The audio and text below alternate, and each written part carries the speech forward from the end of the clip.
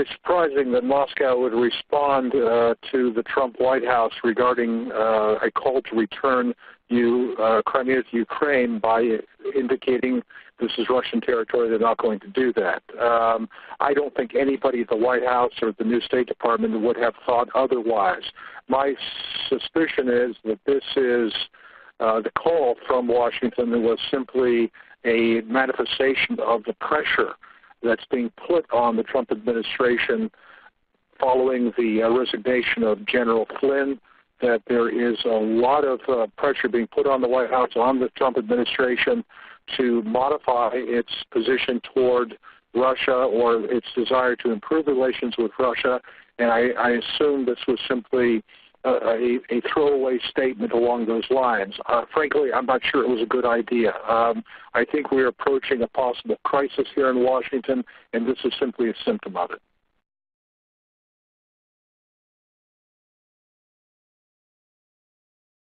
Ms. Panova, let me begin with you about this. How much do you think Secretary of State, Mr. Tillerson, well known for his interaction with Russia, still would be able to improve, quote unquote, as his boss, President Trump, would suggest, given the recent scandal going on in Washington? Professor Panova. Well, once again, well, also glad to see you and be able to talk to you. Yes. I've been missing you being in Vladivostok.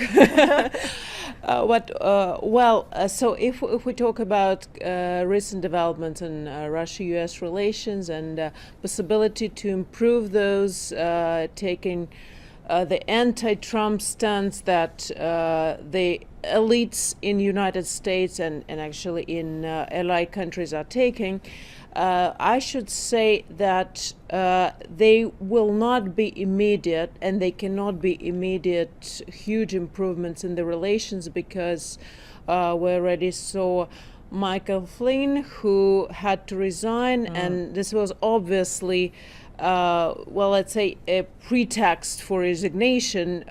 His talks to Russian Ambassador Kislyak before Trump took office. But from what I know, and Flynn had a record of not being liked by the establishment for other things as well. So Russia was rather a pretext. But of course, if quite a few people, and I would certainly agree with that, would say if it was preliminary talks with someone from Europe, nothing like this would have happened. So the scandal would have been kind of faded away. They would have to wait for another reason to actually take the guy down. Yeah. But this also sends a signal to Trump that they should be cautious step-by-step improvements, because Trump is being under scrutiny now, and it is very profitable, let's say, to exploit anti-Russian sentiment at the moment.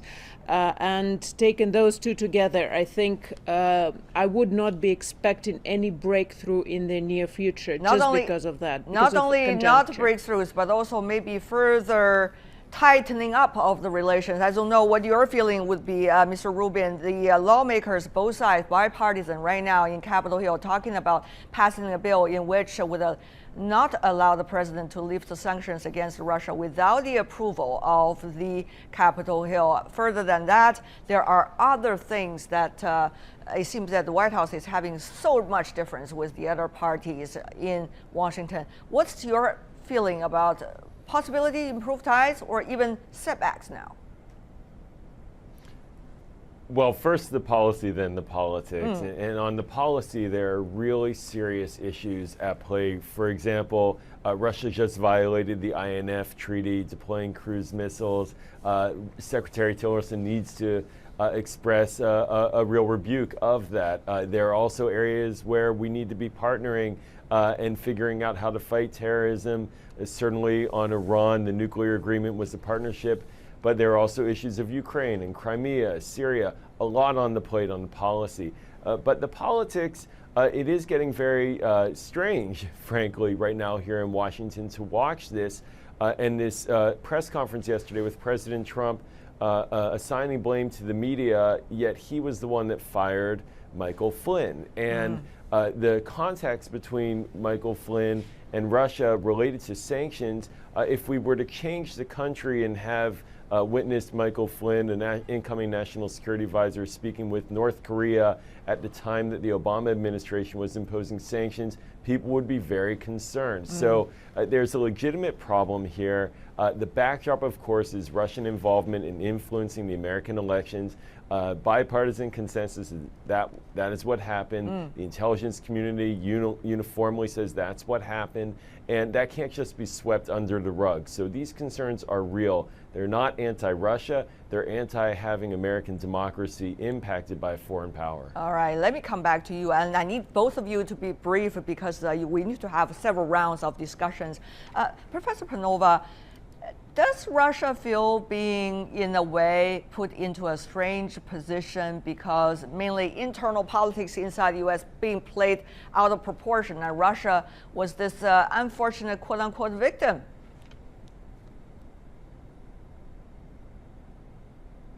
Well, on the one hand, there was an objective deterioration of relations with the previous administration before that, but this is obviously true that it's now caught up into internal political struggle in the America, and it's already anti-Trump sentiment during the pre-election time was already being funny with Russia's involvement in activities, kind of making Russia way too powerful was a bit funny for all the Russians, but that's how it was caught strangely in the middle of internal power politics of the United States. True. So you think the relations is going to get worse before there's any chance getting better?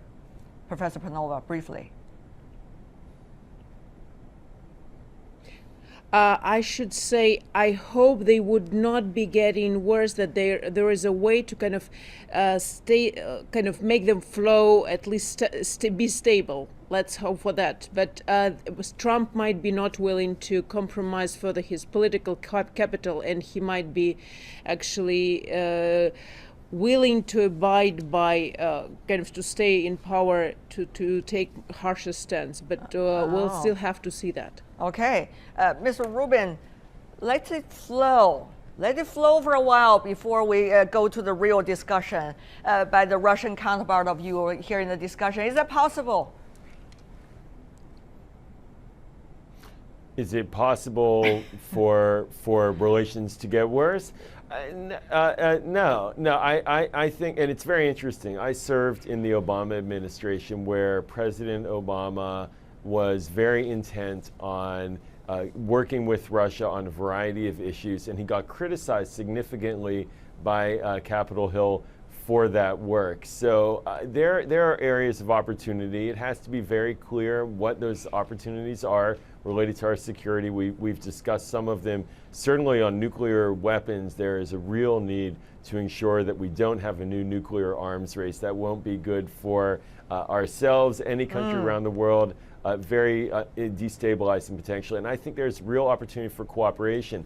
There were reports, however, that President Trump and President Putin did not have a good conversation about the nuclear arms treaty, the most recent one, New START, and about a follow-on agreement, and that is very concerning from a security perspective. So we really need to make sure that our national security team is in place, but in the backdrop that these questions about Russian involvement in our election are taken care of, that there's an independent review of it, because without that getting put to bed, we're going to have this dogging us for some time. Right, indeed. Before we go, I do want to have both of you to shed some light on some crucial issues.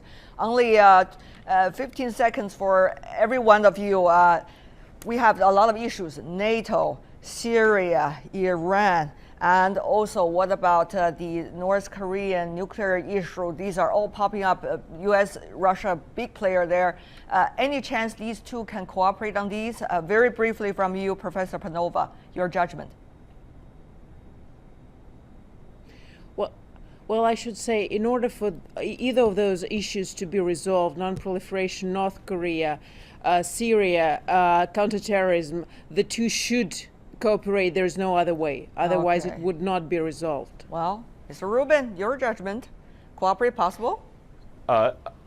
Yes, there's historic precedence for this. The United States and the Soviet Union had many conflicts, but also did negotiate on core national security issues. We're going to have to, if we're going to bring stability on the Korean Peninsula, nuclear issues, and in Syria, but we have to still take care of these other issues in the background. Otherwise, it will weaken those efforts.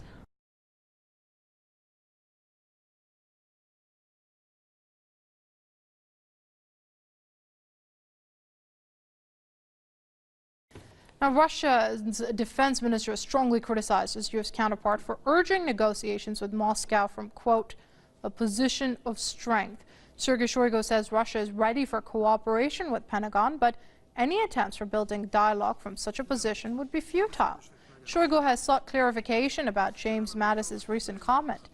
Speaking at a NATO ministerial summit meeting, that is, in Belgium, the U.S. defense chief warned that the military alliance will respond if Russia acts contrary to international law. Mattis, however, said the U.S. is willing to restore cooperation with Russia and de-escalate tensions.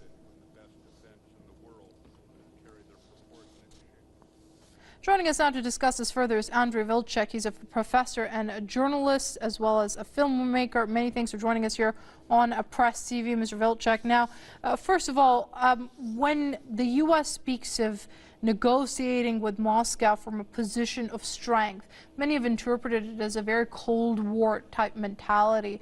Do you see it that way too? Well, yes, it's extremely dangerous rhetoric again.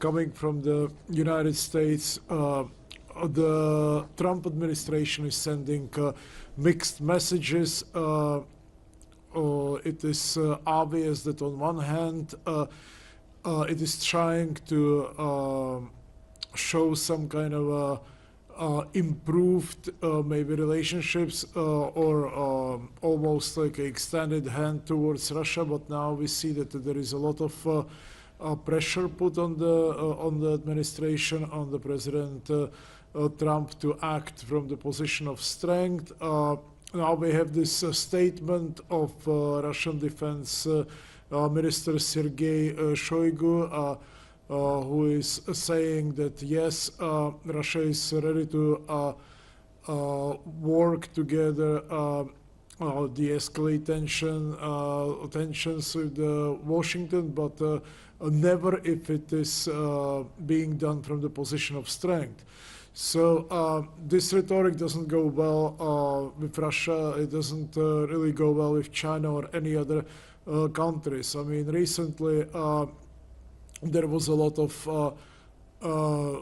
very negative rhetoric statements coming from the White House towards China and towards Iran and other countries, but this is something new. Russia was the only country that we could say that the Trump administration was not willing to escalate tension with, and now it is this short honeymoon is over, and we see that it is again the same old approach, the provocative approach that right now, Mr. Vilcek, how much of this policy is Trump's own approach or willingness to deal with Russia, as opposed to being dictated from those hawkish elements within the U.S. political spectrum? Yes, exactly.